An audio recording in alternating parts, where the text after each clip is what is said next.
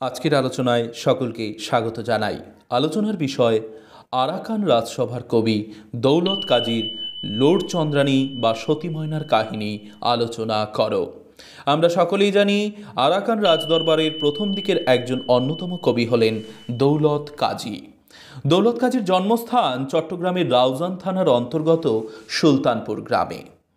তিনি এই গ্রন্থটি রচনার ক্ষেত্রে মিয়া সাধনের রচিত হিন্দি গ্রন্থ ময়নাকে সৎ অবলম্বন করেছিলেন এবং তার এই গ্রন্থ রচনায় তাকে পৃষ্ঠপোষক করেছিলেন আরাকান রাজমন্ত্রী আশরাফ খান। বার্ধক্য অবস্থায় তিনি এই গ্রন্থ রচনায় উদ্যোগী হয়েছিলেন, তাই গ্রন্থটির 1/3 বাকি থাকতেই তার মৃত্যু হয়। বাকি অংশ সমাপ্ত করেন সৈয়দ আলাওল। বিশিষ্ট সমালোচক তথা সাহিত্যিক ওয়াকিল আহমেদ দাবি করেন যে এই কবি আসলে সপ্তদশ শতাব্দীর প্রথমার্ধের কবি। এই লোরচন্দ্রানী বা সতী ময়না গ্রন্থে দুটো আমরা প্রেমের চিত্র পেয়ে থাকি। একাধারে সতী ময়নার বিশুদ্ধ প্রেম চিত্রতা, অপরদিকে রাজা লোরক ও চন্দ্রানীর দেহজ প্রেম বর্ণনা। আমরা গ্রন্থের কাহিনী সংক্ষেপ একটু জেনে নেবার চেষ্টা করছি। এক রাজকুমার ছিলেন, রাজকুমারের নাম লোর বা লোরক। একদা তার রাজ্যাভিষেক হয়। এরপর রাজা লোরের পত্নী হন সতীসাধ্বী ময়না। অরণ্য বিহারকালে তিনি এক অপূর্ব রূপবতী রাজকন্যা চন্দ্রানীর চিত্রপট দেখেছিলেন এবং তা দেখে ভীষণভাবে মুগ্ধ হন। তখন চন্দ্রানীর সাক্ষাতের জন্য তিনি ব্যতিব্যস্ত হয়ে ওঠেন এবং সেই লক্ষ্যে রাজা লোর গমন করেন চন্দ্রানীর সাক্ষাতের জন্য। চন্দ্রানীও রাজা লোরকে দেখে অভিভূত হয়ে যান। তবে রাজা লোরের ন্যায় চন্দ্রানীও একজন বিবাহিতা কুলবধূ ছিলেন। তবে চন্দ্রানীর স্বামী ছিলেন নপুংসক। তাই স্বামীর প্রতি বীতশ্রদ্ধ হয়ে চন্দ্রানী লোরের প্রতি ক্রমাগত আকৃষ্টিত হতে থাকে।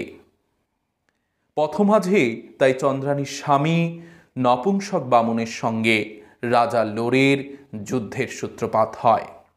যুদ্ধে রাজা লোর বা লোরক বামুনকে পরাজিত করেন এবং নিহত করেন।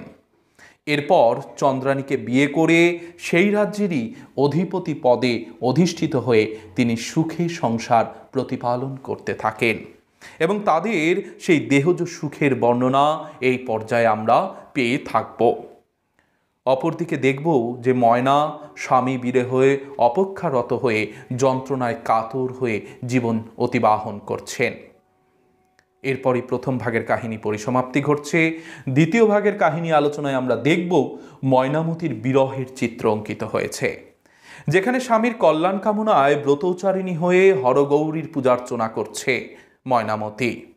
পার্শ্ববর্তী রাজ্যের এক রাজপুত্রও ছাতন একাকিনী ময়নার প্রতি আকৃষ্ট হয়ে যান। তিনি বহু উপহারের প্রলোভন দেখিয়ে সতী ময়নাকে কাছে পেতে চান, কিন্তু তার সেই উদ্দেশ্য সফল হয় না। কেন?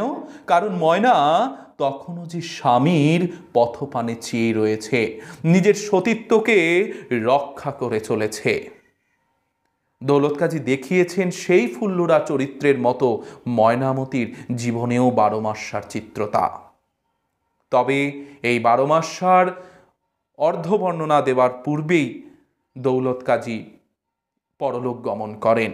তার সেই বাকি কাব্যাংশ সমাপ্ত করছেন তার সুযোগ্য জামাতা সৈয়দ আলাওল। দেখা যাচ্ছে এরপর সতী ময়না এক ব্রাহ্মণের হাত দিয়ে স্বামী লোরকের কাছে বার্তা পাঠাচ্ছেন। বহু সময় পর যখন রাজা লোরক তার পূর্ববর্তী স্ত্রী ময়নার স্মৃতিচারণ ঘটছে তার মধ্যে, তখন তিনি আর সেই রাজ্যে থাকতে পারছেন না। ব্যাকুলিত রাজা লোরক চন্দ্রানীর গর্ভজাত সন্তানকে সিংহাসনে বসিয়ে সতী ময়নার কাছে স্বদেশে ফিরে আসছেন। সঙ্গে নিয়ে আসছেন চন্দ্রানীকেও। এরপর সতী ময়না ও চন্দ্রানী সহযোগে রাজা লোরের শেষ জীবন অতিবাহিত হচ্ছে। সেই বার্তা প্রদানের মধ্য দিয়েই আমাদের এই গ্রন্থর পরিসমাপ্তি ঘটেছে। ধন্যবাদ।